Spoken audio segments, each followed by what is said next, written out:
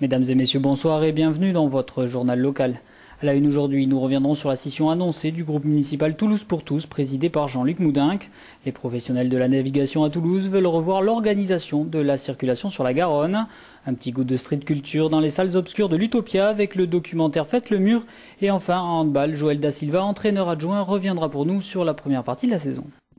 Et on commence tout de suite ce journal avec la scission à venir au sein du groupe Toulouse pour tous, présidé par Jean-Luc Moudinque. En effet, un peu plus d'un mois après l'éclatement du groupe mené par Brigitte Barège au conseil régional, c'est désormais l'ancien maire de Toulouse qui voit son groupe municipal perdre 5 membres. Un Jean-Luc Moudinque qui se félicitait il y a quelques jours de la victoire de sa liste aux élections internes du parti, une victoire qui devait être synonyme d'unité. Le chef de l'opposition municipale, c'est mon combat principal. Par contre, le fait nouveau, c'est que dans ce combat, on va pouvoir conjuguer l'approche municipale à laquelle je demeure extrêmement attaché, et qui est une approche de large rassemblement de tous les Toulousains, avec la mobilisation d'un parti politique, d'un outil politique, qui jusqu'à maintenant n'était pas présent dans ce combat. Autrement dit, le combat municipal se trouve effectivement renforcé, et mes responsabilités et le rôle que j'ai à jouer également. Dure fin d'année donc pour le futur leader de l'UMP 31 qui va devoir composer avec ses distensions. Cela fait maintenant 14 ans que Christian Delmas, batelier à Toulouse, se bat pour faire changer le règlement particulier de police en vigueur sur la Garonne. En effet, ce règlement mis en œuvre par la préfecture serait bien trop restrictif. Ils sont allés bien au-delà du règlement général de police, c'est-à-dire l'équivalent du code de la route. Si vous voulez, le règlement général de police, c'est le code de la route. Et le règlement particulier de police, c'est l'arrêté municipal qui dit que cette rue sera autorisée ou pas.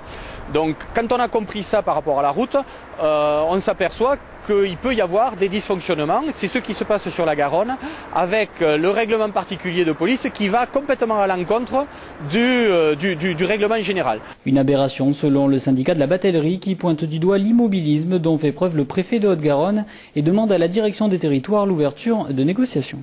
La DDE, la direction des territoires maintenant, doit ouvrir les négociations interservices et bien entendu à la demande des usagers, à la demande de Pierre Cohen aussi, à la demande de certains députés qui ont en charge la circonscription, qui ont demandé déjà à l'État et il n'y a rien qui bouge, à croire que l'État a envie qu'il y ait encore des sinistres sur la Garonne à Toulouse. Un mot de culture avec le documentaire Faites le mur diffusé à l'Utopia du centre-ville. À la réalisation Banksy, artiste bien connu du milieu du street art. Et à Toulouse, cette culture a sa place depuis bien longtemps dans les galeries comme le GHP. Frédéric Houblingre, opérateur projectionniste à l'Utopia, nous explique pourquoi le cinéma projette ce film.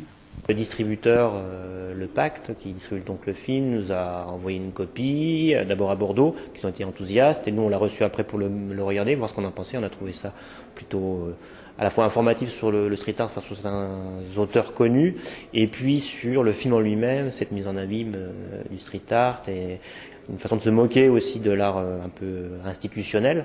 Voilà. Et donc on a décidé de passer le film parce qu'on est enthousiaste et voilà. Et dans le cadre du film qui traite d'un sujet qu'on parle peu, on a décidé de faire une soirée un peu spatiale et hier on a fait une soirée débat avec un spécialiste du street art, voilà.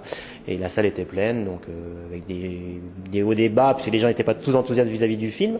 Ils s'attendaient à vraiment un documentaire profond, vraiment qui développerait vraiment tous les tenants, les différents types de street art, mais c'est plus que ça en fait le film de Banksy. Donc c'est pour ça que je pense que le film va être vu et partagé. Enfin les avis vont être partagés par rapport au film. Une façon ils vont penser qu'ils se font avoir vis-à-vis de. Et je pense que ça doit être Banksy que je ne connais pas, mais d'après ce qu'il dit, les œuvres que l'on voit dans tout le long du film, dans les livres, on voit que c'est quelqu'un qui est extrêmement intelligent et qui manipule ce monde et qui est très très ironique quoi.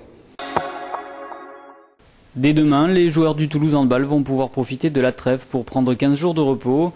La reprise de l'entraînement est prévue pour début janvier. Quant à la compétition, elle reprendra un mois plus tard avec la Coupe de France puis la réception de Nantes en championnat. Joël Da Silva, l'entraîneur adjoint, nous dresse un bilan de la première partie de saison.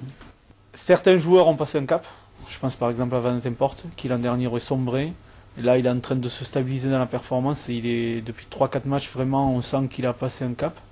D'autres, malheureusement, nous ont montré aussi leurs limites et ont confirmé leurs limites de l'an dernier. Donc on verra au mois de janvier, puisque Rémi, Damien ont repris déjà depuis 15 jours avec nous. On va voir ce que ça va apporter à la reprise. C'est vrai que maintenant, à partir de janvier, c'est un nouveau championnat qui commence pour nous. Hein. C'est une nouvelle équipe qui va... Parce que là, maintenant, à l'entraînement, ça va être très dur, puisque il va y avoir au moins 2 ou 3 joueurs à chaque poste en concurrence.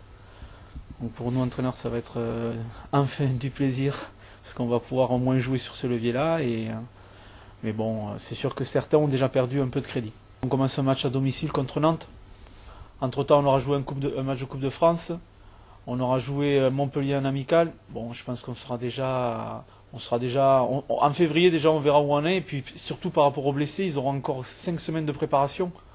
Donc, je pense que aujourd'hui, là, c'est bien que les joueurs partent en vacances. Ils sont fatigués, à la fois physiquement et psychologiquement. Il y en a qui ont besoin de couper par rapport au handball pour retrouver des sources de motivation. Il y en a qui ont besoin de souffler physiquement. Donc voilà, je pense qu'on arrive au bon moment. Les fêtes vont faire du bien à tout le monde, à la fois pour le staff et pour les joueurs, pour l'environnement aussi. Et le championnat en février, je pense que ce sera une nouvelle image du Toulouse Handball. Voilà, c'est la fin de ce journal. merci à vous de l'avoir suivi. Dans quelques instants, on se retrouve pour l'invité du jour. Ce soir, c'est Alain Marguerite, urbaniste en charge du projet de la ZAC de la Cartoucherie.